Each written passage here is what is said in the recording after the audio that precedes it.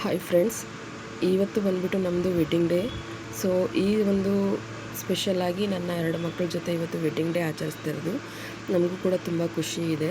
So ಹಾಗಾಗಿ ಅವ್ರಿಗೂ ಸ್ವಲ್ಪ ಇವಾಗ ಒಂದು ಸ್ವಲ್ಪ ಬುದ್ಧಿ ಬಂದಿದೆಯಲ್ಲ, ಸೊ ಹಾಗಾಗಿ ನಮ್ಮ ಜೊತೆಗೆ ಎಲ್ಲ ಕಡೆ ಬರ್ತಾರಲ್ಲ, ಹಾಗಾಗಿ ನಮಗೂ ಒಂಥರ ಯಾವಾಗಲೂ ಹ್ಯಾಪಿನೆಸ್ ಇರುತ್ತೆ.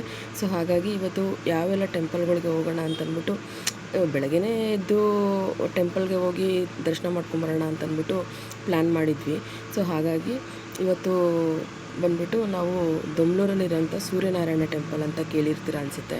ಸೊ ಕೆಲವ್ರು ನೋಡಿರ್ತೀರ, ಕೆಲವ್ರು ನೋಡಿರಲ್ಲ. ಸೊ ನಾನು ಕೂಡ ಕೆಲವೊಂದು ಸಲ ನೋಡಬೇಕಾದ್ರೆ ಮೊಬೈಲ್ ನೋಡಬೇಕಾದ್ರೆ ಬರ್ತಾ ಇರ್ತಾವಲ್ಲ, ಯೂಟ್ಯೂಬರ್ಸ್ ಎಲ್ಲ ಹಾಕಿರ್ತಾರಲ್ಲ. ಸೊ ಹಾಗಾಗಿ ಹೋಗಿ ಬರೋಣ ಅಂತ ಒಂದು ಸಲ ಅಂದ್ಕೊತಾ ಇದ್ದೆ. ಸೊ ಇದೆಲ್ಲ ಬಂದ್ಬಿಟ್ಟು ನಾನು ಇಂದಿರಾನಗರಿಂದ ಮೂವ್ ಆಗ್ತಾಯಿದ್ವಿ. ಸೊ ಇಂದಿರಾನಗರ ಅಂತ ಅಂದ ತಕ್ಷಣ ನನಗೂ ಆಫೀಸು ಅಲ್ಲೇ ಇದ್ದಿತ್ತು. ಸೊ ಅದೆಲ್ಲ ತುಂಬ ನೆನಪಾಗ್ತಾಯಿತ್ತು ನನಗೆ. ಈ ಒಂದು ಸರೌಂಡಿಂಗಲ್ಲೇ ನನ್ನ ಹೆಡ್ ಆಫೀಸ್ ಕೂಡ ಇತ್ತು. ಸೊ ಅದೆಲ್ಲ ಮೆಮೊರೇಬಲ್ ಮಾಡಿಕೊಂಡು ಹಾಗೇ ನಾವು ಹೋಗ್ತಾ ಇದ್ವಿ. ಸೊ ಇದು ನೋಡಿ ಸೂರ್ಯನಾರಾಯಣ ಟೆಂಪಲ್, ಇಲ್ಲಿಗೆ ರೀಚ್ ಆದ್ವಿ. ಸೊ 12 ಎಲ್ಲ ಕ್ಲೋಸ್ ಆಗಿಬಿಡುತ್ತಲ್ಲ. ಸೊ ಹಾಗಾಗಿ ಬೆಳಗ್ಗೆನೇ ಸ್ವಲ್ಪ ಬೇಗನೆ ಹೊರಟು ನಾವು ಇಲ್ಲಿಗೆ ಬಂದ್ವಿ. ಸೊ ಹಾಗೇ ಇಲ್ಲಿ ಸ್ವಲ್ಪ ತುಳಸಿ ಮತ್ತು ಪೂಜೆ ಸಾಮಾನೆಲ್ಲ ತೊಗೊಂಡು ಹಾಗೇ ಒಳಗಡೆ ಎಂಟ್ರಾದ್ವಿ. ಯಾಕೆಂದರೆ ಇಲ್ಲಿ ಫೋನ್ ಅಲೌಡ್ ಇಲ್ಲ ಇಲ್ಲಿ ಬಂದ್ಬಿಟ್ಟು. ಸೊ ಹಾಗಾಗಿ ನಾವು ಹೆಂಗೋ ಸ್ವಲ್ಪ ತೆಗ್ದಿದ್ದೀವಿ ಅಷ್ಟೇ, ತುಂಬ ಕ್ಲಾರಿಟಿಯಾಗೆಲ್ಲ ತೆಗ್ದಿಲ್ಲ. ಸೊ ನಮ್ಮ ಮನೆಯವ್ರು ಹೆಂಗೋ ಕಷ್ಟಪಟ್ಟು ಸ್ವಲ್ಪ ವೀಡಿಯೋಗಳನ್ನ ಮಾಡ್ಕೊಂಡಿದ್ದಾರೆ. ಯಾಕೆಂದರೆ ಫೋನ್ ಅಲೌಡ್ ಇಲ್ಲ, ತುಂಬ ಏನು ಸ್ಟ್ರಿಕ್ಟ್ ಆಗಿಲ್ಲ, ಬಟ್ ಆದ್ರೂ ಯಾರೂ ಯೂಸ್ ಮಾಡಲ್ಲ. ನಾನು ಹೋದ ಮಟ್ಟಿಗೆ ಯಾರೂ ಯೂಸ್ ಮಾಡ್ತಿರ್ಲಿಲ್ಲ ಒಳಗಡೆ ಎಲ್ಲ. ಸೊ ಹಾಗಾಗಿ ನಾವು ಸ್ವಲ್ಪ ಹಾಗೆಯೇ ಸುಮ್ಮನೆ ಇಟ್ಕೊಂಡು ಮಾಡ್ಕೊತಾ ಹೋಗ್ತಾಯಿದ್ವಿ ಅಷ್ಟೇ. ಈಗ ಗೊತ್ತಿಲ್ಲದಿರಂಗೆ ಮಾಡ್ತಾಯಿದ್ವಿ ಅಷ್ಟೇ, ಬೇರೆ ಏನಿಲ್ಲ. ಅದಾದಮೇಲೆ ಇಲ್ಲಿ ಟೆಂಪಲ್ ಅಂತೂ ತುಂಬ ಚೆನ್ನಾಗಿದೆ ಫ್ರೆಂಡ್ಸ್. ಹಾಗೆಯೇ ಮೇಂಟೆನೆನ್ಸ್ ಕೂಡ ತುಂಬ ಚೆನ್ನಾಗಿ ಮಾಡಿದ್ದಾರೆ. ಅಂದರೆ ಕ್ಲೀನ್ಲಿನೆಸ್ಸಿಂದ ಹಿಡಿದು ಎಲ್ಲವೂ ತುಂಬ ಚೆನ್ನಾಗಿ ಮಾಡಿದ್ದಾರೆ. ಸ್ಟಾರ್ಟಿಂಗ್ ಹೋದ ತಕ್ಷಣ ಅಲ್ಲಿ ನವಗ್ರಹ ಮತ್ತು ಶಿವನ್ ಟೆಂಪಲ್ಲು ಆ ಥರ ಎಲ್ಲ ಕಟ್ಟಿದ್ದಾರೆ. ಅದಾದಮೇಲೆ ಅರಳಿಕಟ್ಟೆ ಇದೆ, ಆ ಥರ ಎಲ್ಲ ಇದೆ. ಅದಾದಮೇಲೆ ಒಳಗಡೆ ಸ್ವಲ್ಪ ಸ್ಟೆಪ್ಸ್ ಹತ್ತಿ ಮೇಲೆ ಬಂದರೆ ಇದೇ ಮೇನ್ ಸೂರ್ಯನಾರಾಯಣ. ನೋಡಿ, ಆ ಒಂದು ವಿಗ್ರಹಗಳಲ್ಲೂ ಕೂಡ ಕಲ್ಲಲ್ಲಿ ಕೆತ್ತಿದಾರಲ್ಲ, ಕಲ್ಲಲ್ಲಿ ಇಲ್ಲ ಅವರು ಯಾವ ರೀತಿ ಅದನ್ನು ಡಿಸೈನ್ ಮಾಡಿಸಿದ್ದಾರೆ ಅಂತಂದರೆ, ಅದರಲ್ಲೂ ಕೂಡ ಅಂದರೆ ಸೂರ್ಯ ಬಂದ್ಬಿಟ್ಟು ಸೂರ್ಯ ನಾರಾಯಣ ಅನ್ನೋದು ಹೆಸರಿಗೆ ಆ ಚಕ್ರ ಹೆಂಗೆ ಆ ಥರ ಸಿದ್ಧತೆ ಮಾಡಿ ಆ ಚಕ್ರದನ್ನು ಎಳಿತಾ ಇರೋ ಥರ, ರಥ ಎಳಿತಾ ಇರೋ ರೀತಿ ದೇವಸ್ಥಾನನ ಕ್ರಿಯೇಟ್ ಮಾಡಿದ್ದಾರೆ. ಅಂದರೆ ತುಂಬ ಮಾತ್ರ ಚೆನ್ನಾಗಿದೆ ನೋಡಿ. ಈ ಥರ ಅಲಂಕಾರ ಮಾಡಿದ್ರು ಅವತ್ತು. ಇದು ಕೂಡ ಚೆನ್ನಾಗಿತ್ತು. ಅಂದರೆ ತುಂಬ ಏನು ರಶ್ ಏನಿರಲ್ಲ, ಯಾಕೆಂದರೆ ದೊಮ್ಲೂರಿಂದ ಸ್ವಲ್ಪ ಒಳಗಡೆ ಆದಂಗೆ ದೇವಸ್ಥಾನ ಇದೆ. ಅಂದರೆ ನಾವು ಗೂಗಲ್ ಮ್ಯಾಪ್ ಹಾಕ್ಕೊಂಡು ಹೊರಟಿದ್ದು. ಏಕೆಂದರೆ ಅಲ್ಲಿ ಅಂದರೆ ಕೆಲವ್ರಿಗೆ ಅಕ್ಕಪಕ್ಕದಲ್ಲಿ ಗೊತ್ತಿರುತ್ತಷ್ಟೇ. ಇನ್ನೂ ಫೇಮಸ್ ಆಗಬೇಕು ಟೆಂಪಲ್ಲು, ಇನ್ನೂ ಅಷ್ಟಾಗಿ ಏನು ಫೇಮಸ್ ಆಗಿಲ್ಲ. ಇವಾಗ ಸ್ವಲ್ಪ ಎಲ್ಲ ಕಡೆ ಫೇಮಸ್ ಆಗ್ತಾಯಿದೆ. ಬಟ್ ತುಂಬ ಚೆನ್ನಾಗಿದೆ ದೇವಸ್ಥಾನ ಮಾತ್ರ.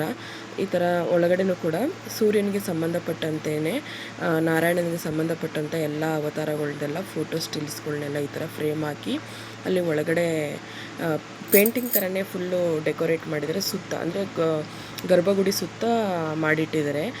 ನೋಡಲಿಕ್ಕೂ ಕೂಡ ತುಂಬ ಚೆನ್ನಾಗಿತ್ತು. ಒಂದೊಂದು ಪಿಕ್ಚರು ಕೂಡ ಒಂದೊಂದು ಸ್ಟೋರಿ ಹೇಳುತ್ತೆ.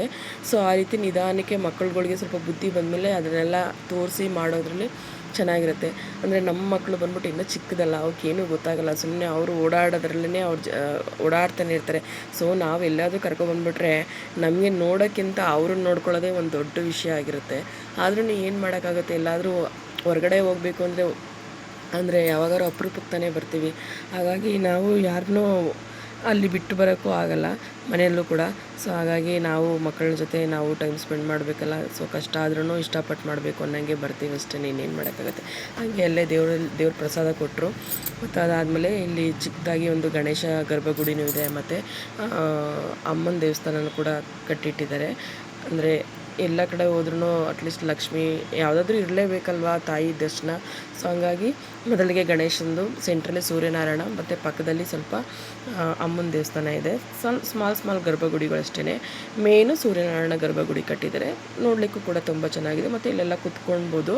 ಹಂಗೆ ಪ್ರಸಾದವನ್ನು ಕೆಲವ್ರು ತಿಂತಾರೆ, ಇಲ್ಲೇ ಕುತ್ಕೊಂಡು ತಿಂತಾರೆ, ಇಲ್ಲಾಂದರೆ ಹೊರಗಡೆ ಕುತ್ಕೊಂಡು ಕೂಡ ತಿಂತಾರೆ. ಆದರೆ ಇಲ್ಲಿ ಮಾತ್ರ ಎವ್ರಿ ಡೇ ಕ್ಲೀನ್ಲಿನೆಸ್ನ ಮೇಂಟೈನ್ ಮಾಡಲೇಬೇಕಾಗುತ್ತೆ. ಹಾಗೆಯೇ ಪ್ರಸಾದ ಎಲ್ಲ ಇಸ್ಕೊಂಡು ಮಕ್ಕಳಿಗೆಲ್ಲ ತಿನ್ನಿಸ್ಬಿಟ್ಟು ನಾವು ಕೂಡ ಸ್ವಲ್ಪ ಹೊತ್ತು ಟೈಮ್ ಸ್ಪೆಂಡ್ ಮಾಡಿದ್ವಿ ಅಲ್ಲೇ ಕೂತ್ಕೊಂಡು. ಅಂದರೆ ಆವಾಗ ತಾನೇ ಎಲ್ಲ ಸುಮಾರು ಜನ ಬರ್ತಾಯಿದ್ರು. ಇನ್ನು ನಾವು ಸ್ವಲ್ಪ ಬೇಗನೆ ಹೋಗಿದ್ವಿ. ಹಂಗಾಗಿ ಸ್ವಲ್ಪ ಟೈಮ್ ಸ್ಪೆಂಡ್ ಮಾಡಿ, ಯಾಕೆಂದರೆ ಇನ್ನೊಂದು ಬೇಗ ಹೋಗಿರೋದ್ರಿಂದ ಇನ್ನೂ ಟೈಮ್ ಇತ್ತು. ಸೊ ಹಂಗಾಗಿ ಇಲ್ಲಿಂದ ಸ್ವಲ್ಪ ವಾಕಬಲ್ ಇದೆ ಇನ್ನೊಂದು ಟೆಂಪಲು, ಅದು ಯಾವುದು ಅಂತ ಮುಂದೆ ಹೋಗ್ತಾ ನಾನು ಹೇಳ್ತೀನಿ ನಿಮಗೆ. ಸೊ ಹಾಗೇ ಸ್ವಲ್ಪ ಟೈಮ್ ಸ್ಪೆಂಡ್ ಮಾಡೋಣ, ಇನ್ನೂ ಟೈಮ್ ಇದೆಯಲ್ಲ ಅಂತ ಅಂದ್ಬಿಟ್ಟು ಮಕ್ಕಳು ಕೂಡ ಓಡಾಡ್ತಾಯಿದ್ರು. ಅಲ್ಲೂ ಕೂಡ ಹಂಗೆ ಕ್ಲೀನಿಂಗ್ಸ್ ಮಾಡ್ತಾ ಇದ್ದಾರೆ. ಎಲ್ಲಿ ಜಾರು ಬಿದ್ದುಬಿಡ್ತಾರೋ ಅನ್ನೋದೊಂದು ಭಯ. ಆದ್ರೂ ನನ್ನ ಮಗ ಮಾತ್ರ ಕುತ್ಕೊಳ್ಳೋದೇ ಇಲ್ಲ, ಎಷ್ಟು ಹೇಳಿದ್ರೂ ಕುತ್ಕೊಳ್ಳಲ್ಲ. ಏನು ಮಾಡೋಕ್ಕಾಗುತ್ತೆ, ನಾವು ಹಿಡ್ದು ಸಾಕಾಯಿತು.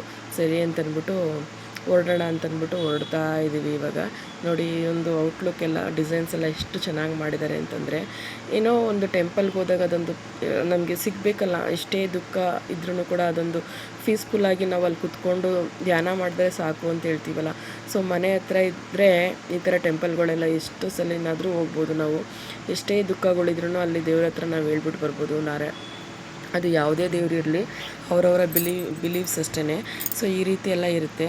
ಸೊ ಕುತ್ಕೊಂಡು ಪೀಸ್ಫುಲ್ಲಾಗಿ ಈ ಥರ ವಾತಾವರಣಗಳಲ್ಲಿ ನಾವು ಕುತ್ಕೊಂಡಾಗ ಎಷ್ಟು ಮನಸ್ಸಿಗೆ ಇದಾಗುತ್ತೆ ಅಂತಂದರೆ ಚೆನ್ನಾಗಿರುತ್ತೆ. ಹಾಗೆ ಹೊರಡ್ತಾ ಮಕ್ಕಳು ಹಂಗೆ ಓಡಿಬಿಟ್ಟು ಹೊರಗಡೆ ಹೊರಟೋಗ್ಬಿಟ್ಟಿದ್ದಾರೆ. ಸೊ ಎಲ್ಲಿಗೋದ್ರು ಅಂತಂದ್ಬಿಟ್ಟು ಹಂಗೆ ಹುಡುಕ್ತಾ ಇದ್ವಿ. ಸೊ ಕರ್ಕೊಬಂದು ಈ ಕಡೆ ನೋಡಿ, ಈ ಕಡೆ ಬಂದ್ಬಿಟ್ಟು ನವಗ್ರಹ ಅದೆಲ್ಲ ಇಟ್ಟಿದ್ದಾರೆ, ಮತ್ತು ಆ ಕಡೆ ಬಂದ್ಬಿಟ್ಟು ನಾಗರಕಲ್ಲೆಲ್ಲ ಇಟ್ಟಿದ್ರು. ಸೊ ಅಲ್ಲಿಂದ ಸ್ವಲ್ಪ ಹೊತ್ತು ಟೈಮ್ ಸ್ಪೆಂಡ್ ಮಾಡಿ ಇವಾಗ ನಾವು ನೆಕ್ಸ್ಟು ಸ್ವಲ್ಪ ಟೈಮ್ ಇರೋದ್ರಿಂದ ಹೋಗ್ತಾ ಇದ್ದೀವಿ ಮುಂದೆ. ಇಲ್ಲಿಂದ ನೆಕ್ಸ್ಟು ಹೋಗ್ತಾ ಇರೋದು ನಾವು ಕೋದಂಡರಾಮ ಟೆಂಪಲ್ಲು. ಕೇಳಿರ್ತೀರ ನೀವೆಲ್ಲರೂ. ಈಗ 1 ಇಯರಿಂದ ಹೊಸ್ದಾಗಿ ರೆಡಿ ಮಾಡಿರೋಂಥ ಇನ್ನೂ ಕನ್ಸ್ಟ್ರಕ್ಷನ್ ನಡೀತಾನೇ ಇದೆ ಒಳಗಡೆ. ಸೊ ಇದು ಬಂದ್ಬಿಟ್ಟು ನಾನು ತುಂಬ ದಿನದಿಂದ ಹೋಗ್ಬೇಕು ಅಂತ ಅನ್ಕೊತಾನೇ ಇದ್ದೆ. ಸೊ ಇವತ್ತು ಕಾಲ ಕೂಡ ಬಂದಿದೆ. ಹೇಳ್ತಾರಲ್ಲ ಗಾದೆನ, ನಾವೆಲ್ಲೇ ಹೋಗಬೇಕು ಅಂತಂದ್ರೂ ಅದೊಂದು ಟೈಮ್ ಬರಬೇಕು, ಮತ್ತು ದೇವರು ಕೂಡ ನಮಗೆ ಅದೊಂದು ಆಶೀರ್ವಾದ ಮಾಡಬೇಕು ಅವರ ದರ್ಶನಕ್ಕೆ ಅಂತ. ಸೊ ಹಂಗಾಗಿ ಇವತ್ತು ನಮಗೆ ಆ ಟೈಮ್ ಕೂಡ ಬಂತು. ಸೊ ಆ ಕೋದಂಡರಾಮ ಟೆಂಪಲ್ಲು ಇದಿರೋದು ಕೂಡ ವಿಜಿಪುರದಲ್ಲಿದೆ. ಅಲ್ಲಿಂದ ಅಲ್ಲೇ ಒಂದು 10 to 15 ಮಿನಿಟ್ಸ್ ಅಷ್ಟೇ ನಮಗೆ. ಸೊ ಹಂಗಾಗಿ ಅಲ್ಲೂ ಹೋಗೋಣ ಅಂತೇಳಿ ಅಲ್ಲೂ ಹೋದ್ವಿ. ಇನ್ನೂ ಕನ್ಸ್ಟ್ರಕ್ಷನ್ ನಡೀತಾನೇ ಇದೆ, ಇನ್ನೂ ಕಂಪ್ಲೀಟ್ ಆಗಿಲ್ಲ ಯಾವುದೂ ಕೂಡ. ಸೊ ಹಾಗಾಗಿ ಮೇಲ್ಗಡೆ ಅದು ಶಿಲೆ ನಿಲ್ಲಿಸಿದಾರಲ್ಲ, ಅಷ್ಟು ದೊಡ್ಡ ಶಿಲೆ ನಾರಾಯಣಂದು, ಆ ಶಿಲೆ ಕೂಡ ಮೇಲ್ಗಡೆ ಹೋಗಬೇಕು ಅಂತಂದರೆ ಒಬ್ಬರಿಗೆ ಪರ್ ಹೆಡ್ 100 ರೂಪೀಸ್ ಅಂತ ಹೇಳಿದ್ರು ಚಾರ್ಜ್. ಸೊ ಕೆಲವರೆಲ್ಲ ಆಲ್ಮೋಸ್ಟ್ ಕೆಳಗಡೆಯಿಂದನೇ ನಿಂತ್ಕೊಂಡು ನೋಡ್ಬೋದು, ಆರಾಮಾಗಿ ದೇವ್ರ ದರ್ಶನ ಆಗುತ್ತೆ. ಆ ಥರ ಎಲ್ಲ ಏನಿಲ್ಲ, ಮೇಲೇ ಹೋಗಬೇಕು ಅಂತೇನಿಲ್ಲ. ಕೆಳಗಡೆ ನಿಂತ್ಕೊಂಡು ನೋಡಿದ್ರೂ ನಾರಾಯಣನ ದರ್ಶನ ಅಷ್ಟೇ ಚೆನ್ನಾಗಿ ಕಾಣಿಸುತ್ತೆ. ಯಾವುದೇ ರೀತಿ ಇದೇನಿಲ್ಲ. ಒಳಗಡೆ ಅವ್ರು ನೋಡಿ ಎಷ್ಟು ಕ್ಲೀನಾಗಿ ಕಟ್ಟಿದ್ದಾರೆ ಅಂದರೆ, ಇನ್ನೂ ನಡೀತಾ ಇದ್ದಿಲ್ಲ ಕನ್ಸ್ಟ್ರಕ್ಷನ್ನು. ಕಂಪ್ಲೀಟ್ ಆದಮೇಲೆ ಔಟ್ಲುಕ್ ಹೆಂಗಿರುತ್ತೆ ಅನ್ನೋದು ಇನ್ನೂ ಚೆನ್ನಾಗಿ ಕಾಣಿಸುತ್ತೆ. ಯಾಕೆಂದರೆ ಲಾಸ್ಟ್ ಇಯರೇ ಆಲ್ರೆಡಿ ಇನಾಗ್ರೇಷನ್ ಮಾಡಿಬಿಟ್ಟಿದ್ದಾರೆ. ಇವಾಗ ಎಲ್ಲರೂ ಆಲ್ಮೋಸ್ಟ್ ಈ ದೇವಸ್ಥಾನಗಳು ಕೂಡ ಫೇಮಸ್ ಆಗ್ತಾ ಇದೆ. ಈಗಲೂ ಜನ ತುಂಬ ಅಂದರೆ ಗೊತ್ತಲ್ಲ, ತುಂಬ ಜನ ಬರ್ತಾನೇ ಇರ್ತಾರೆ. ಹಂಗಾಗಿ ಸಿಕ್ಕಾಪಟ್ಟೆ, ಯಾಕೆಂದರೆ ಇದು ವಿಜಯಪುರದಲ್ಲೇ ಇರೋದ್ರಿಂದ ಇದು ಆಲ್ರೆಡಿ ಇದ್ದಂಥ ಗರ್ಭಗುಡಿ ಅನಿಸುತ್ತೆ ಹಳೆಯದು. ಅದ್ರ ಮುಂದಕ್ಕೆ ಕನ್ಸ್ಟ್ರಕ್ಷನ್ ಮಾಡಿಸಿ ನಾರಾಯಣಂದನ್ನು ನಿಲ್ಲಿಸಿರೋದು. ಇದು ಆಲ್ಮೋಸ್ಟ್ ಎಲ್ಲ ಕಡೆ ಈಗ ಆಲ್ರೆಡಿ ಫೇಮಸ್ ಆಗಿದೆ. ಸೊ ಆ ಟೈಮಲ್ಲಿ ಲಾಸ್ಟ್ ಇಯರ್ ಕೂಡ, ಈ ವರ್ಷ ಮತ್ತೆ 21ನೇ ತಾರೀಕು ಏನೋ ಅನಿಸುತ್ತೆ ಮೇ ಬಿ, ಮತ್ತು ಮೊದಲನೇ ವಾರ್ಷಿಕೋತ್ಸವ ಇದೆ ಅಂತ ಪಾಂಪ್ಲೆಟೆಲ್ಲ ಇಟ್ಟಿದ್ರು. ಇಲ್ಲೂ ಕೂಡ ದೇವ್ರ ದರ್ಶನ ಮಾಡಿಕೊಂಡು ಅರ್ಚನೆ ಮಾಡಿಸಿದ್ವಿ. ಮಾಡಿಕೊಂಡು ನೋಡಿ, ಈ ಥರ ಎಲ್ಲ ಗರ್ಭಗುಡಿ ಒಳಗಡೆ ಈ ಥರ ಅಂದರೆ ಸ್ಮಾಲಾಗೇ ಇದ್ರೂ ಕೂಡ ಇಲ್ಲೂ ಕೂಡ ಚೆನ್ನಾಗಿ ನೀಟಾಗಿ ಮೇಂಟೈನ್ ಮಾಡಿದ್ದಾರೆ. ಮತ್ತು ಇಲ್ಲೂ ಕೂಡ ತುಂಬ ಜನ ಬಂದರು. ಆ್ಯಕ್ಚುಲಿ ಹೇಳಬೇಕು ಅಂತಂದರೆ ತುಂಬ ಜನ ಬಂದು ಹೋಗ್ತಾಯಿದ್ರು. ಶುಕ್ರವಾರ ನಾವು ಹೋಗಿದ್ದಲ್ಲ, ಸೊ ಹಾಗಾಗಿ ಎಲ್ಲ ದರ್ಶನ ಎಲ್ಲ ಚೆನ್ನಾಗಾಯಿತು. ಏನಂತ ರಶ್ ಏನಿರಲಿಲ್ಲ. ಆಮೇಲೆ ಬರ್ತಾ ಜನಗಳು ಬರ್ತಾ ಇರ್ತಾರಲ್ವ, ಬೆಳಗ್ಗೆ ಸ್ವಲ್ಪ ಬಂದೋಗಿರ್ತಾರೆ, ಆಮೇಲೆ ಸಂಜೆನೂ ಕೂಡ ಬರ್ತಾರಲ್ವ. ಸೊ ಹಂಗಾಗಿ ಮತ್ತು ನೆಕ್ಸ್ಟು ಇನ್ನೊಂದು ಒಂದೇ ವಾರ ಇರೋದ್ರಿಂದ ಡೆಕೋರೇಷನ್ಗಳು ಕೂಡ ಸ್ಟಾರ್ಟ್ ಆಗಿತ್ತು. ಅಲ್ಲಿ ಎಲ್ಲ ರೆಡಿ ಮಾಡ್ತಾಯಿದ್ರು, ಇನ್ನೂ ಏನೆಲ್ಲ ಮಾಡಬೇಕು ಅನ್ನೋದನ್ನೆಲ್ಲ ರೆಡಿ ಮಾಡ್ತಿದ್ರು. ಮತ್ತು ಇದು ಇನ್ನೊಂದು ಸ್ಮಾಲ್ ಗರ್ಭಗುಡಿ. ಇಲ್ಲಿ ನೋಡಿ ಎಲ್ಲ 9 ನವಗ್ರಹಗಳನ್ನ ನಾವು ಯಾವಾಗಲೂ ನೋಡಿರ್ತೀವಿ. ಇಲ್ಲಿ 9 ಅವತಾರಗಳಲ್ಲಿ ಅಮ್ಮನ ನಿಲ್ಲಿಸಿ ಸೀರೆ ಎಲ್ಲ ಅಲಂಕಾರ ಮಾಡಿಸಿದ್ರು. ಇದು ಏನಂತ ನನಗೆ ಗೊತ್ತಿಲ್ಲ ಪರ್ಟಿಕ್ಯುಲರಾಗಿ, ಬಟ್ 9 ಶಿಲೆಗಳನ್ನ ಅಲ್ಲಿ ಒಳಗಡೆ ನಿಲ್ಲಿಸಿದ್ರು. ಚಿಕ್ಕ ಗರ್ಭಗುಡಿ ಅಷ್ಟೇ, ಅಷ್ಟು ಕ್ಲೀನಾಗಿ ಕೆತ್ತನೆ ಮಾಡಿ ಅದನ್ನು ಕೂರಿಸಿದ್ದಾರೆ. ತುಂಬ ಚೆನ್ನಾಗಿತ್ತು. 9 ವಿಗ್ರಹಗಳಿಗೂ ಸೀರೆ ಉಡಿಸಿ ಮಾಡಿಸಿದ್ರು. ಇದು ಮೇನ್ ವಿಗ್ರಹ ಇಲ್ಲಿ ಇಟ್ಟಿದ್ರು ಅಂತಲೇ ಹೇಳ್ಬೋದು. ಅದಾದಮೇಲೆ ನಾವು ಕೂಡ ಅಲ್ಲಿ ದೇವ್ರ ದರ್ಶನ ಮಾಡಿಕೊಂಡು ಸ್ವಲ್ಪ ಹೊತ್ತು ಅಲ್ಲೂ ಟೈಮ್ ಸ್ಪೆಂಡ್ ಮಾಡೋಣ ಅಂತಂದ್ಬಿಟ್ಟು ರೌಂಡ್ ಸುತ್ತುತ್ತಾ ಇದ್ವಿ. ಅದಾದಮೇಲೆ ಈ ಕಡೆ ಸ್ವಲ್ಪ ಸುತ್ತುವಾಗ ಬಂದರೆ ಈ ಕಡೆ ಇಲ್ಲಿ ಮುದ್ದು ಕೃಷ್ಣ ಅಂದರೆ ಸುಮಾರು ಜನ ಮೇ ಬಿ ಮಕ್ಕಳಾಗ್ದಿರೋರು ಆ ಥರ ಎಲ್ಲ ಇರ್ತಾರಲ್ಲ ದೇವ್ರನ್ನ ಬೇಡ್ಕೊಳ್ಳೋಕ್ಕೆ.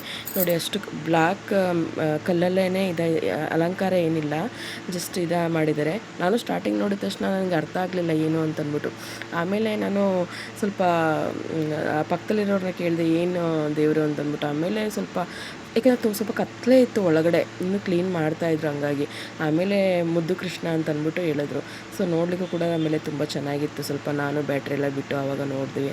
ಆಮೇಲೆ ನೋಡಿ ಈ ಥರ ಎಲ್ಲ ಗೋಪುರಗಳು ಇನ್ನೂ ಮಾಡ್ತಾನೇ ಇದ್ದಾರೆ, ಇನ್ನೂ ಕನ್ಸ್ಟ್ರಕ್ಷನ್ ನಡೀತಾ ಇದೆ. ಸೊ ಮಕ್ಕಳಂತೂ ಹಿಡಿಯೋಕ್ಕೆ ಆಗ್ತಿರ್ಲಿಲ್ಲ, ಓಡೋಗಿ ನಿಂತ್ಕೊತಾ ಇದ್ರು. ನೋಡಿ ಇದು ಮೇನ್ಸ್ ಇಲ್ಲ, ಆ ಮೇಲ್ಗಡೆ ಸ್ಟೆಪ್ಸ್ ಹತ್ರ ಅಲ್ಲಿಗೆ ಹೋಗೋಕ್ಲಿಕ್ಕೆ 100 ರುಪೀಸ್ ಅಂತ ಹೇಳಿದ್ರು.